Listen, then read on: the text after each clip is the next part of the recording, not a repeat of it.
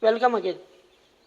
In this video lecture, we are going to study few disk scheduling algorithms. And let's start with the first disk scheduling algorithm, that is first come first serve FCFS algorithm. Consider the order of request made as given: 82, 170, 43, 140, 24, 16, 190. Consider a scale of movement 0 to 199. Given a condition that current position of head is, consider head position to be 50. That is current head position. Okay. So where is the head now? So head lies over here. First come first serve, the name itself is enough for us to understand. Whichever the first request made, head will move to that position. So 82 means this is 82. Then comes 170. So somewhere here. Then directly come to 43. So this is 45, so somewhere here. So I'll mark it. So the movement is like this. From 43, okay, from 43 it moves to again 140. So 140 is here.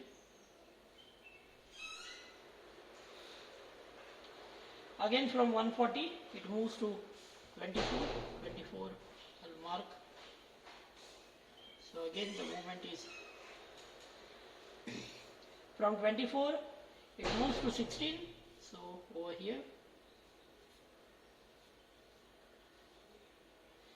and from 16 finally it moves to 190, which is, I can mark it somewhere here. So that is all about the algorithm. So what is the total seek time? So the first movement is 50 to 82, right? So what is the difference? I can just say 82 minus 50. Second movement, similarly, it goes to 170 from 82. So 170 minus 82. Similarly, the third movement from 170 to 45, right? 43. So 170 minus 43. Fourth movement 140. So from 43 to 140. Fifth movement to first 24. So 24 minus 140 minus 24. 24 to 16, so 24 minus 16, right? So from here to 190, so it is 190 minus 16. And fortunately, I have calculated this comes out to be 642. So that is the answer. So every request gets a fair chance. There is no indefinite postponement. So whichever request comes, it moves on to that side. So that is about FCFS algorithm. Let's move on to the second algorithm, that is SSTF algorithm. Okay.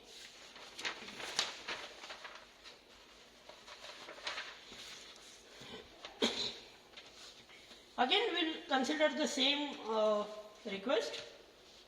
The request is as usual 82, 170, 43, 140, 24, 16, 190. We'll draw the scale, okay, again, and starts from 0, 16, 24, will come to 43, will come to 50, again will come to 82, maybe 100, again 140, 150, 170, 190, 190, and lastly 199. Okay, we are ready. The algorithm is SSTF. It stands for shortest seek time first. Shortest seek time first. See, the name itself is clear. This is a request array, and we are going to solve this using shortest seek time first. The name itself is enough for us to understand how it is going to work. So as usual, the head position is 50. So we'll start from this position. So now from a given array, we are going to find the shortest seek time. Okay, we are going to find the shortest seek time. But shortest seek time from where? From the head position. What is the head position? Head position, the current head position is given. How much it is? 50. So from 50, 43 is the nearest one from the given array. So we go to 43. From 43, so we are done with 50, we are done with 43. From 43, if we will try to calculate, there are two numbers, 24 and 82. Which one is the closest? Naturally, we come to 24. From 24, we will start naturally on the other side 82, 16 is the nearest. Okay. So we come to 16. From 16, 82 will be the nearest. There is no iota of doubt in that. So from 82 we will go to naturally 140, then 170 and 190. So this is going to be 140. This is going to be 170. This is going to be 190. So it is going to be this way. Naturally, the total seek time will be, we have started from 50, so 43 minus 50, then comes to 24, then comes 16, then comes, it goes to 82, then comes again, then comes again 170,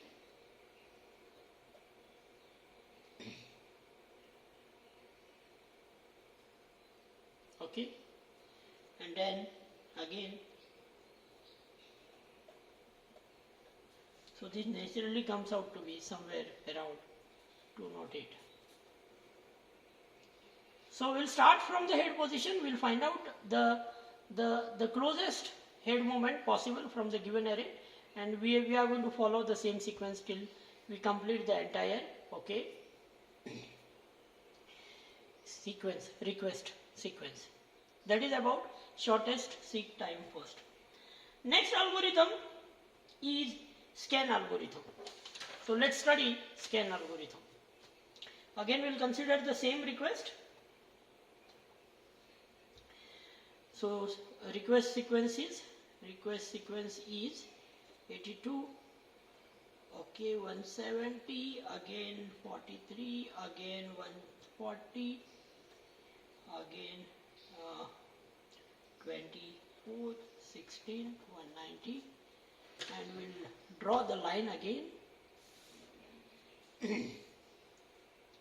So 0, 16, 24, then 43, 50, then we do have 82, then 100, then 140, okay, we get 150, we get 170, we get 190, and finally 199. Okay, great. So this is a request sequence, and the current position, current head position as usual is always given, as 50. So 50 is the current head position, and we'll start. The algorithm is scan algorithm.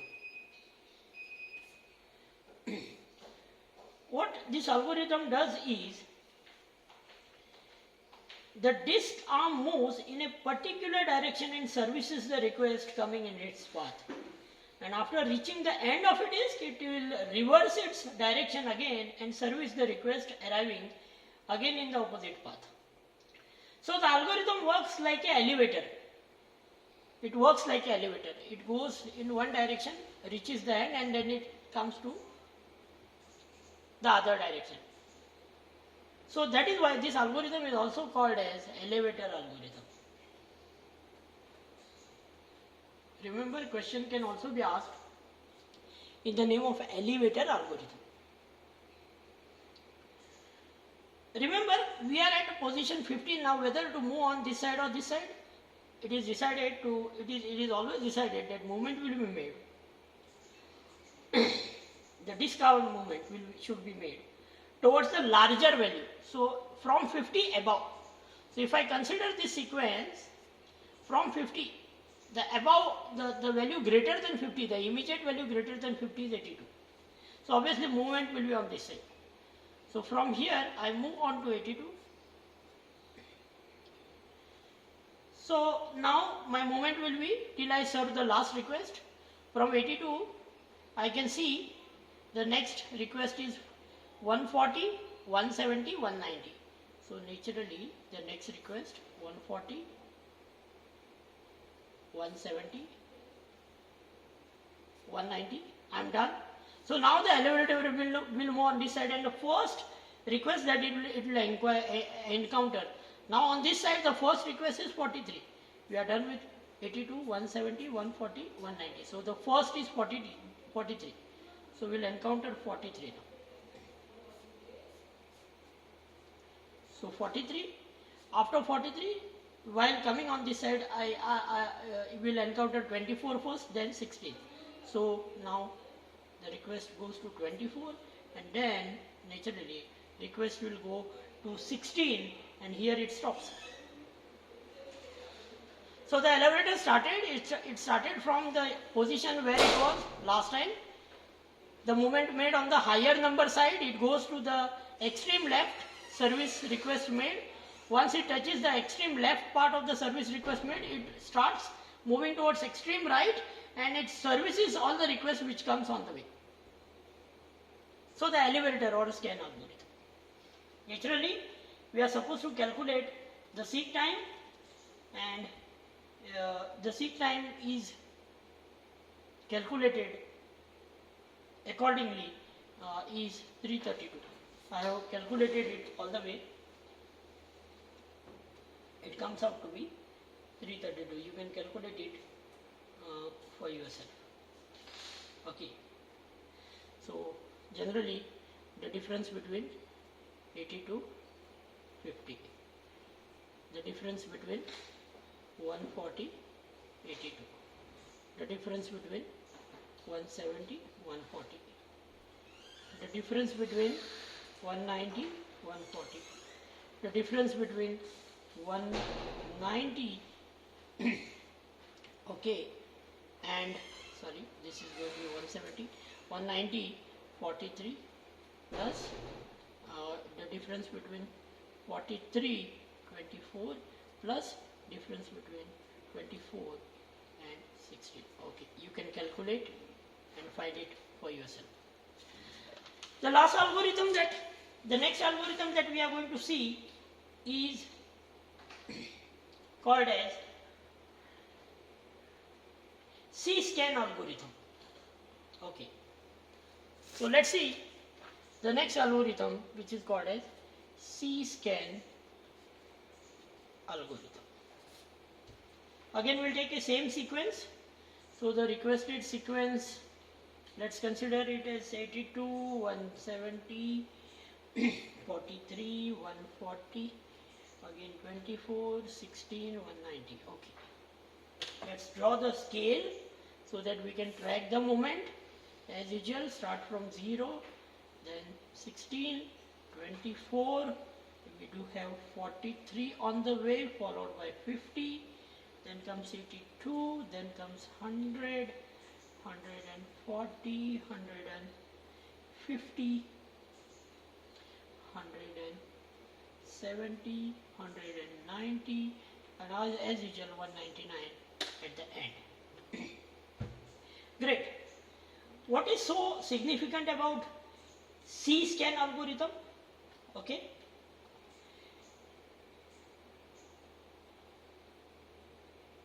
Whatever situation that you have seen, okay, in C-scan algorithm, the disk arm again scans the path that has been scanned, okay, after reversing its direction. Yes or no? So what we saw, see again the path that has been scanned is, so it may be possible that too many requests are waiting at the other end, and there may be zero or few requests pending at the scan area. So these situations are avoided in C-scan. What is done? Instead of reversing its direction, it goes to the other end of the disk and starts serving the request from there.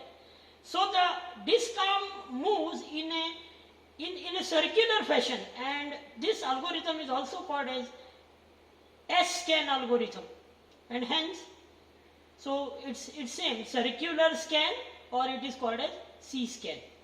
It can be circular scan or C-scan. Okay. So to begin with, as I have said, okay, we'll start with the head position 50. Great. Towards the larger value, the first movement will happen towards the larger value. So larger value is obviously 82. And now I'll move towards the extreme end, not towards the last service request made, towards the extreme end. So I will start my journey. I can see 140, 170 and 190. I can see 140, I can see 170, I can see 190, but it doesn't stop there, but it moves ahead till the periphery, and now it is going to reverse way. But it's like a scanner. It reaches the other end. Okay. It reaches the other end, and now it will start serving. The first request it is going to serve is obviously 16. The second request it is going to serve is obviously 24. The third request it is going to serve now is obviously 43. So 16, this is 24, this is 43, and now it is going to stop. Fine. So again, you can calculate the head movement, whatever is given. Fine. And then you can just calculate whatever the time, seek time, you can calculate the seek time accordingly for yourself. What is difference between scan and C-scan once again? So scan algorithm will not move towards the extreme end. It will move from 190, once it touches the last request, it will move on the other side. But this algorithm, it goes to the extreme end, and then it will not serve any request on the way. It will come to the other extreme end of the disk. It reaches 0 here, and now it will go back again in the same direction, and while going back, it is going to serve all the requests. That is the difference. The next algorithm that we are going to see is called as look algorithm.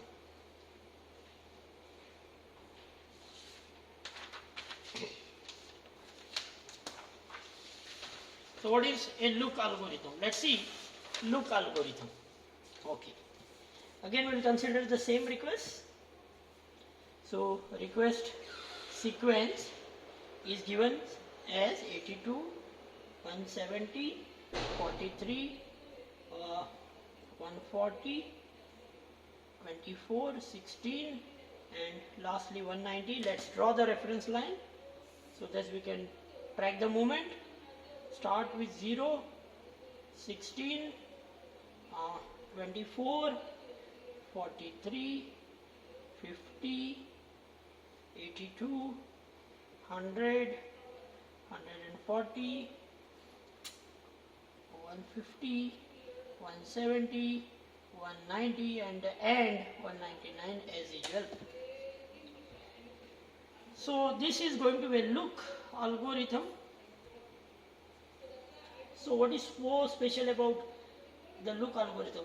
It is similar to that of scan algorithm, okay, except the difference is that the disk arm, in spite of going to the end of a disk, goes only to the last request to be serviced in front of the head and then reverses its direction from there only.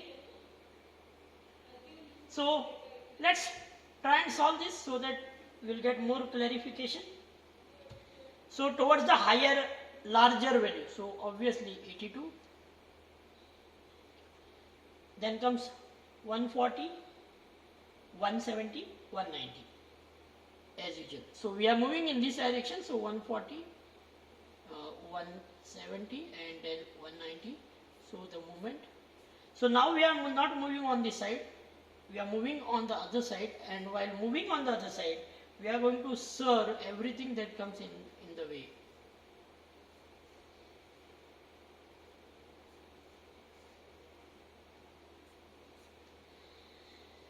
Actually, what we have said, this is going to be same as scan. So what is the difference between this algorithm and scan algorithm? What we did in scan algorithm actually, if you all can remember, scan algorithm did exactly opposite. Scan algorithm went to the extreme periphery. Okay. And then it came back and it served. So this part, this movement which your scan algorithm makes is not made in this case. That is the only difference. Scan algorithm would have gone up to 199. This algorithm stops to the last request. That's it. That's the only difference. And then again, once you are done with this, you have to calculate the seek time. So just calculate the seek time accordingly for yourself, and I leave it to you as a part of practice. The last algorithm that we are going to see, okay, in this section of disk scheduling part is CLOOK algorithm. So let's solve CLOOK algorithm also. So we will consider again the same request sequence. It is given as, you know now, 82, 170, 43, 140, again 24, 16 and obviously 190. Let's draw the reference line so that we can trace the movement. Start with 0, 16, 24, okay, 43, 50, 82, 100, 140, 150, 170, 190 and 199. Great. So what does CLOOK algorithm do? It's similar to that of LOOK algorithm, similar to that of scan algorithm. Okay.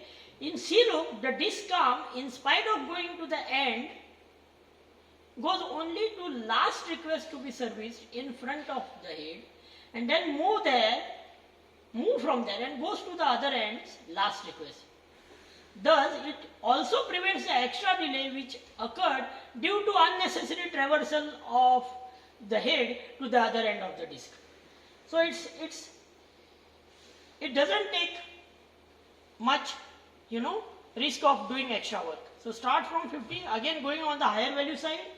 So I'll go to 82 as usual. Now 140 and 170 and 190. These are the three. And now from here I'll move to the other end of the periphery, but not to the zeroth beginning, to the last request which is available on this side. So it comes to 16. So it comes to 16, and now it will start its journey, serve 24, and then it will serve 43. So it doesn't come to 0, the other end. It doesn't go to extreme end. So that is what your CLOOK algorithm does. So again, once you are done, you have to calculate the seek time, and then you can say you are done with the plotting of the disk scheduling algorithm. So that is all about different algorithms, different disk scheduling algorithms. Obviously, you will be given the, remember one thing, whenever a disk scheduling algorithm question is asked, okay, you'll be given request sequence, current head position,